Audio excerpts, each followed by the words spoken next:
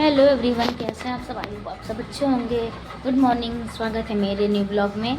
जैसे मैं अपनी शॉप पे आ चुकी थी और हाँ, आज का रूटीन बताती हूँ क्या क्या हुआ। और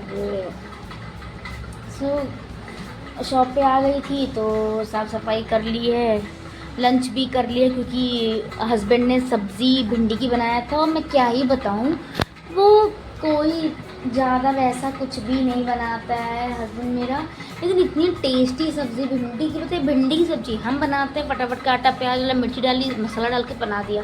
अरे भिंडी को पकाने के लिए उनको आधा 1 घंटा लगा।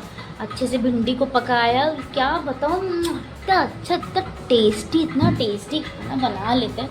लेकिन कुछ भी कहो, आदमी के हाथों में जादू होता है। लेट औरतों से अच्छा खाना आदमी लोग बनाते हैं। तो इतना टेस्टी, इतना लजीज, कुछ भी आप छोले दे दो, मटर पनीर दे दो, कोई सूखी सब्ज़ी दो, कुछ भी बना लेंगे।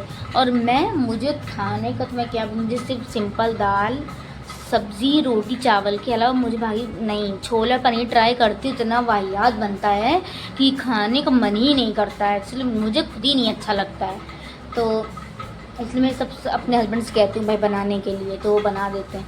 तो मैं सुबह उठी, फटाफट बेटे का टिफ़िन, मैंने आज लेट हो गया था 10-5 मिनट। हस्बैंड बोले उठो, लेट हो जाएगा क्या स्कूल? जब मैंने कहा जाएगा, मंथली टेस्ट स्टार्ट हो गए हैं तो उसको अब मैं उठी, फटाफट टिफ़िन बनाया। तो क्योंकि वो सिंपल सब्ज़ी खाता है, बहुत मसालेदार नहीं, बहुत तीखा नहीं, एकदम सिंपल खाता है। तो मैंने 4-5 भिंडी को कट किया और उसको बना के उसको दे दिया टिफ़िन में। फिर छोड़ने गए क्योंकि हम हस्बैंड दोनों जाते, क्योंकि वो इतना ज़िद करते, इतना शैतान है कि चलो चलो पीछे पड़ जाता है। फटाफट ब्रश किया, फिर चले गए।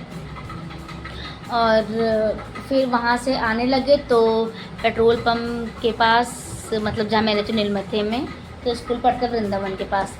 तो पेट्रोल पंप से एक मस्त पत्ते वाला खस्ता, मैं हमेशा आपको ये बताती हूँ, मुझे समोसे पत्ते वाले खस्ते इतने पसंद हैं कि क्या ही बताऊँ। हस्बैंड से मेरी हस्बैंड की लड़ाई हो रही थी 2 दिन से, बात नहीं किसी और चीज़ को लेके।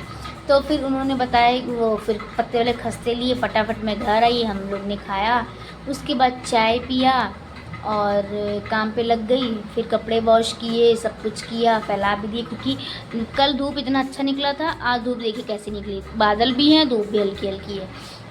ऑलमोस्ट तो कपड़े सूख ही गए थे और सूख ही गए होंगे। और उसके बाद सारा काम के मैं आ गई थी।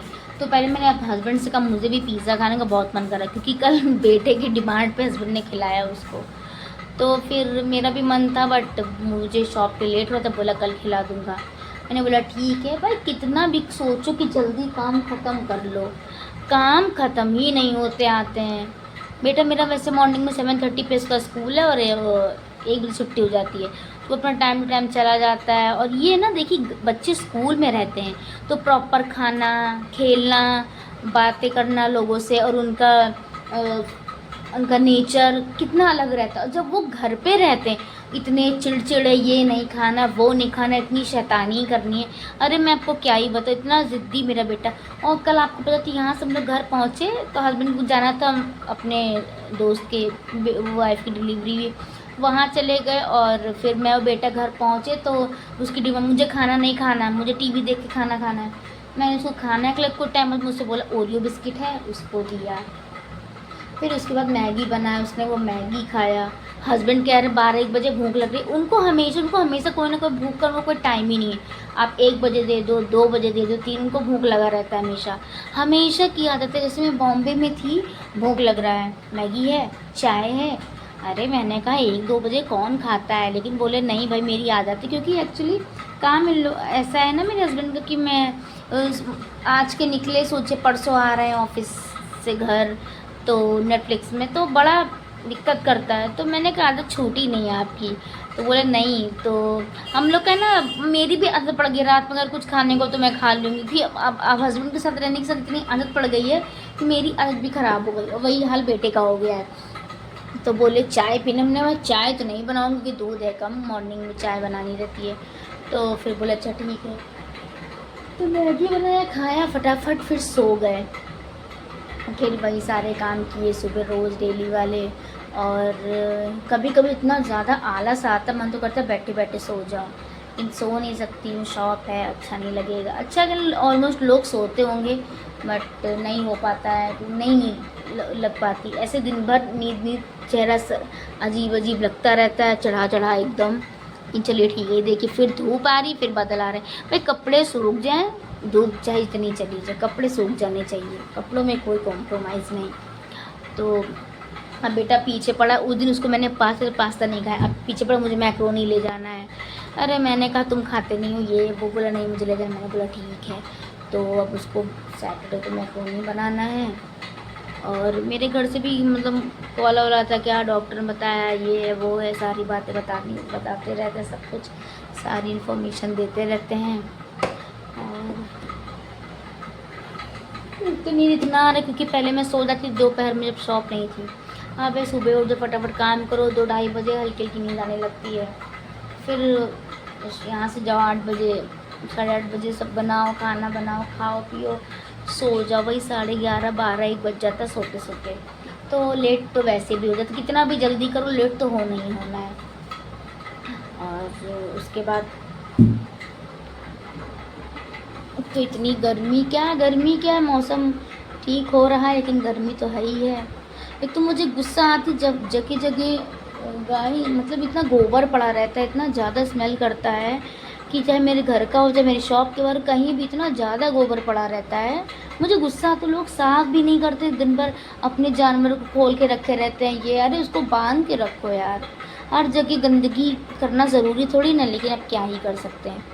तो अभी मेरे बेटा आ रहा था स्कूल से आ रहा था, वो हमेशा कॉल करने को कहता अपने डैडी से। तो मेरे हस्बैंड ने कॉल किया, मैंने बोला हाँ बोलो। बोला आज गुस्सा है ये वो। मैंने कहा उसका तो हमेशा नाटक रहता है।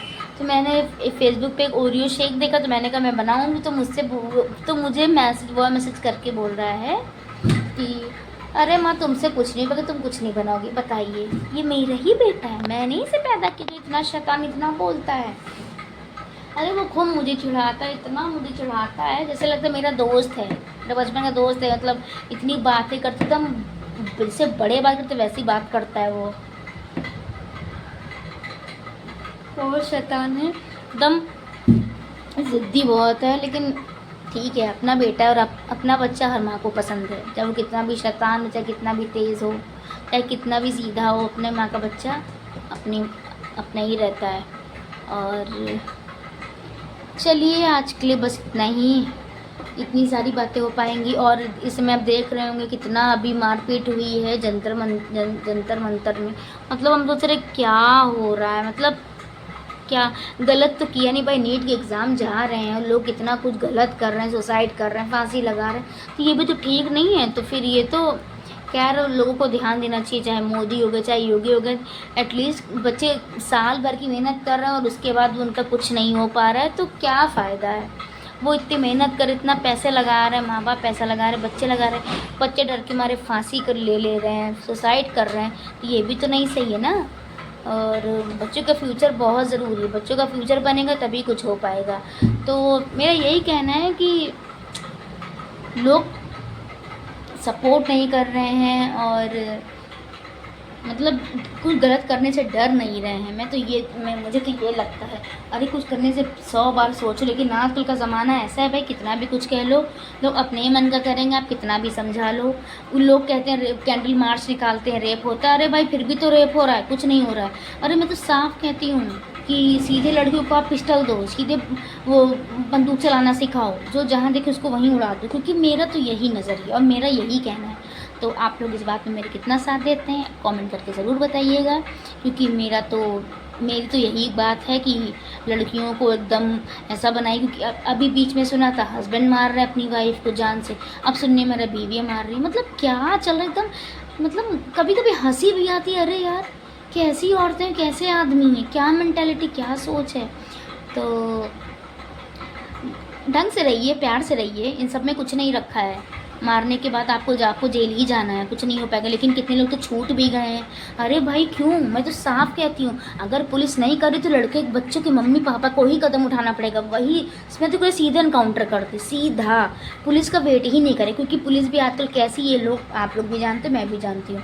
तो मैं तो साफ कहती हूँ, हर लड़की को बंदूक चलाना सिखाओ, जो जिस नज़र से देख रहा है, जो गलत कर रहा है, उसको तुरंत सबक दो, तो तभी ये दुनिया समझेगी और संभलेगी।